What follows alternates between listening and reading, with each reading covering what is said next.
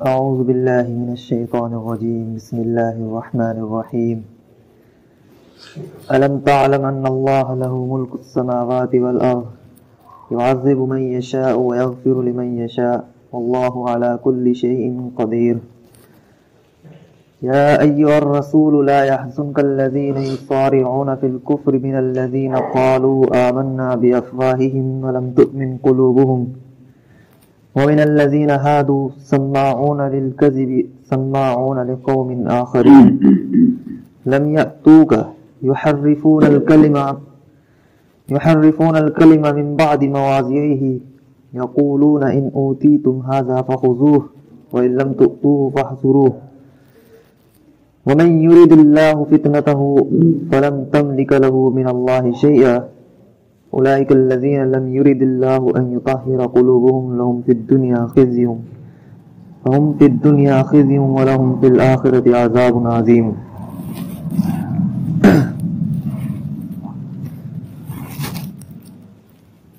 تو کیا تم لوگ نہیں جانتے کہ اللہ رب العالمین ہی کی ملکیت ہے جو آسمان میں ہے اور جو زمین میں ہے. وہ جس کو چاہتا ہے عذاب دیتا ہے اور جس کے لیے چاہتا ہے مغفرت فرماتا ہے. وہ ہر چیز پر قادر ہے.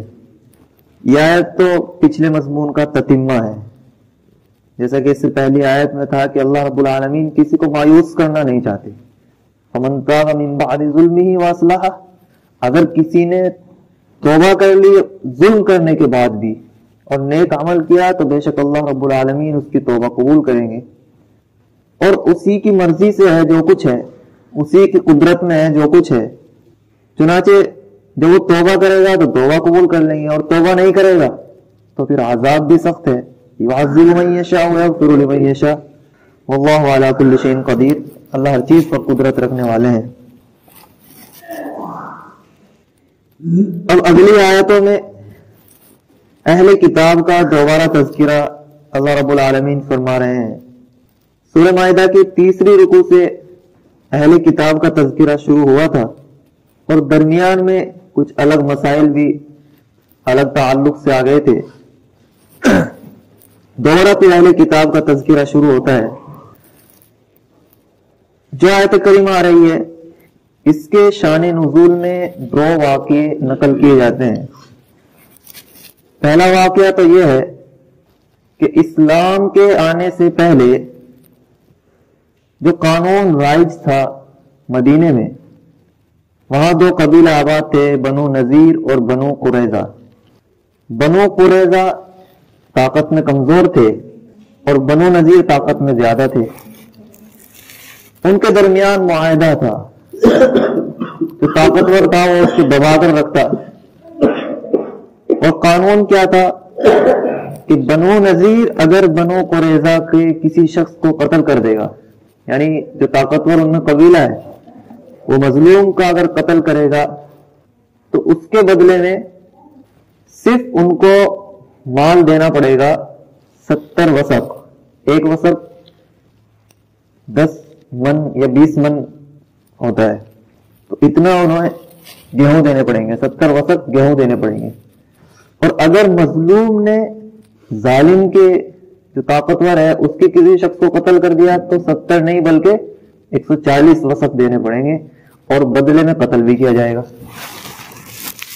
اسی طریقے سے اگر عورت کا قتل کیا تب تو ایک قتل ہوگا بدلے میں، اور اگر کسی مرد کا قتل کیا تو 2 قتل کیے جائیں گے.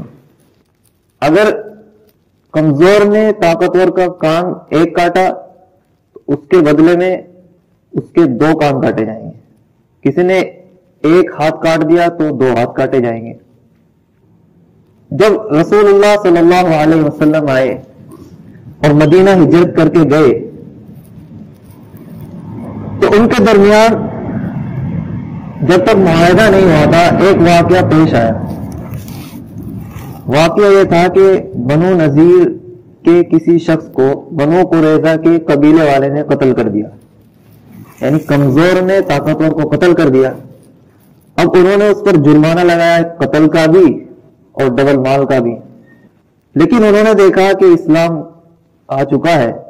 دونوں قبیلے یہودی تھے اور ان کے جو سرداران تھے جو ان کے پادری وغیرہ تھے وہ تو جانتے تھے کہ ایک نبی آنے والے ہیں اور برحق ہوں گے، امن اور شانتی کا درس دیں گے، تو انہوں نے ماننے سے انکار کر دیا جی آپ ہم پر ظلم کرتے ہیں، یہ بھی کوئی قانون ہے کہ ہم پر ڈبل اور تمہارے پر سنگل؟ یہاں تک کہ نوبت آئی کہ تلوار کھینچنے کے قریب ہو گئی، لیکن لوگوں نے سنبھالا۔ پھر فیصلہ یہ ہوا کہ اچھا ایک کام کرو، حضرت محمد صلی اللہ علیہ وسلم کے پاس جاتے ہیں اور وہاں ان سے فیصلہ کرائیں گے۔ ایک واقعہ تو یہ پیش آیا۔ دوسرا واقعہ یہ پیش آیا کہ خیبر میں بھی یہودی آباد تھے۔ تورات میں پہلے ہی بات ذکر ہے کہ اگر کوئی شادی شدہ زنا کرے گا تو اس کو رجم کی سزا دی جائے گی، پتھر مار مار کر اس کو ہلاک کیا جائے گا۔ وہاں پر زنا کا ایک واقعہ پیش آیا۔ ہوا یہ تھا کہ اس سے پہلے کسی مالدار کے لڑکے نے، شہزادے نے، کسی نے زنا کیا، اس کے بدلے میں اسے قتل نہیں کیا گیا، اسے چھوڑ دیا گیا۔ پھر کسی کمزور شخص نے زنا کیا تو اسے قتل کی سزا سنائی گئی۔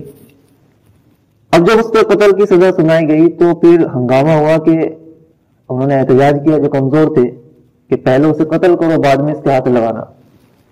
تو انہوں نے موقع دیکھ کر پورا قانون چینج کر دیا کہ بھائی آج سے ایسا کرو، جو بھی کوئی زنا کرے گا تو اس کا منہ کالا کر کے بس شہر میں پھرا دیا جائے گا، بس یہی سزا ہے۔ یہ سزا ہوئی تھی۔ تو انہوں نے بھی یہ چاہا کہ فیصلہ جو ہے، وہاں پہ بھی ایک زنا کا واقعہ پیش آیا۔ اچھا، جس کے ایک پارٹی کہہ رہی تھی کہ نہیں اس کو ہلاک کیا جائے، دوسری پارٹی کہہ رہی تھی کہ نہیں پرانے قانون کے مطابق جو ہلکا ہے اس کے مطابق اس کو سزا دی جائے۔ تو انہوں نے یہ فیصلہ کیا کہ محمد صلی اللہ علیہ وسلم کے پاس جاتے ہیں اور ان سے فیصلہ کراتے ہیں۔ اور دونوں واقعے میں انہوں نے ایک مصلحت کے تحت یہ کام کیا کہ ہو سکتا ہے کہ ان کی رائے بھی وہی ہو جو ہماری ہے، پھر کیا ہوگا۔ تو ایک کام کرتے ہیں، اس سے پہلے کچھ لوگوں کو بھیج دیں اور دیکھتے ہیں کہ ان کا نظریہ کیا ہے اس تعلق سے، قتل کے تعلق سے، زنا کے تعلق سے ان کا نظریہ کیا ہے۔ انہوں نے اپنے آدمیوں کو بھیجا، اگر رسول اللہ صلی اللہ علیہ وسلم سے معلوم کیا، حضرت جبرائیل آئے، انہوں نے اس واقعے کا حکم بتا دیا۔ آپ کو معلوم ہو گیا کہ یہ لوگ ماننے والے نہیں ہیں، یہ جو آئے ہیں یہ منافق ہیں۔ پہلے تو یہ کہ تکبر کی وجہ سے وہ خود نہیں آئے، دوسرے کا بھیجا ہے۔ دوسرے یہ کہ صرف ماننے کے لیے نہیں آئے ہیں بلکہ تفتیش کرنا چاہتے ہیں کہ اگر ہمارے مطابق فیصلہ ہوگا تو مان لیں گے اور ہمارے مطابق نہیں ہوگا تو چھوڑ دیں گے۔ تو ان دو واقعوں کو بیان کر کے اللہ رب العالمین نے یہ بات بتلائی ہے کہ ان کے اندر کیا کیا خرابی ہے، کہ وہ تورات کو اپنی جگہ سے بدل دیتے ہیں، اس کے الفاظ بدل دیتے ہیں، کبھی معنن تبدیلی کر دیتے ہیں، جاسوسی کرنے والے ہیں، حرام مال کھانے والے ہیں۔ یا الرسول لا يحزنك الذين يسارعون في الكفر من الذين قالوا آمنا، اے رسول آپ کو غم نہ دے ان لوگوں کا بھاگ کر کفر میں داخل ہو جانا جو لوگ کہتے ہیں کہ ہم ایمان لائے اپنے منہوں سے۔ منافق لوگ اگر کفر میں داخل ہوتے ہیں تو ان کا آپ کو کوئی نقصان نہیں ہے، آپ کو اس کا غم بھی نہیں ہونا چاہیے، نقصان وہ خود اپنا کر رہے ہیں۔ وَلَمْ تُؤْمِنْ قُلُوبُهُمْ، ان کے قلب جو ہیں وہ ایمان نہیں رکھتے، اپنی زبانوں سے وہ ایمان لاتے ہیں جو منافق ہیں۔ وَمِنَ الَّذِينَ هَادُوا، اور ان لوگوں کا کفر میں داخل ہو جانا جو یہودی ہیں۔ سماعون للکذب سماعون لقوم آخرین، وہ جاسوسی کرتے ہیں جھوٹ کے لیے اور وہ جاسوسی کرتے ہیں دوسری قوموں کے لیے۔ یعنی وہ اس وقت جاسوسی کرنا ہے رسول اللہ صلی اللہ علیہ وسلم کے پاس کہ ذرا دیکھے تو صحیح ان کا نظریہ کیا ہے، اگر نظریہ ٹھیک ہوگا تو اپنی پارٹی کو بھی لے آئیں گے کیونکہ وہ تو ہماری منشا ہے، اور نظریہ نہیں ہے تو پھر واپس چلے جائیں گے۔ دوسری قوم کے لیے جاسوسی کرنے آئے ہیں، لم یأتو کا خود نہیں آئے، دوسروں کو بھیجا ہے، تو اس میں ان کا تکبر بھی جھلکتا ہے۔ یحرفون الکلم من بعد مواضعہ، اور وہ الفاظ کو بدل دیتے ہیں اس کی جگہوں سے، کبھی تو معنی دوسرا نکال دیا، کبھی پورا لفظ ہی بدل دیا۔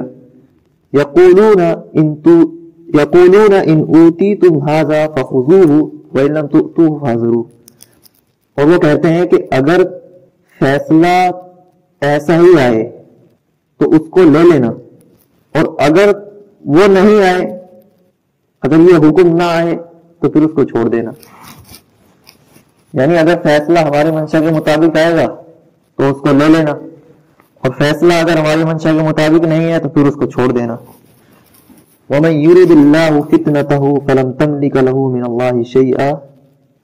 تو اے نبی آپ کو غم نہ دیں ان لوگوں کا کفر میں داخل ہو جانا، کیونکہ اللہ رب العالمین جس کو آزمانا چاہیں یا جس کو گمراہ کرنا چاہیں تو آپ اللہ کے مقابلے میں اس کے لیے کچھ بھی قدرت نہیں رکھتے. تو آپ کا غم کرنا بھی یہ اس کو کوئی فائدہ نہیں دے گا. اولئک الذین لم یرد اللہ ان یطہر قلوبہم، یہ وہ لوگ ہیں کہ اللہ رب العالمین نے ان کے دلوں کو چاہا ہی نہیں کہ صاف ہو جائیں، کیونکہ چاہت اللہ رب العالمین کی تخلیق جو ہے وہ بندے کی مرضی پر ہوتی ہے. بندے نے ارادہ کیا تو اللہ رب العالمین اس کی منشا کے مطابق وہی فعل تخلیق کر دیتے ہیں. کسی نے برائی کا ارادہ کیا تو برائی تخلیق ہو جاتی ہے، بھلائی کا ارادہ کیا تو بھلائی تخلیق ہو جاتی ہے. جب انہوں نے چاہا ہی نہیں اپنے دل کو پاک کرنا تو اللہ رب العالمین نے ان کے دلوں کو بھی پاک نہیں کیا. لہم فی الدنیا خزی، ان کی دنیا میں بھی شرمندگی ہے، وَلَهُمْ فِي الْآخِرَةِ عَذَابٌ عَظِيمٌ، اور آخرت میں بھی ان کے لیے سخت عذاب ہوگا.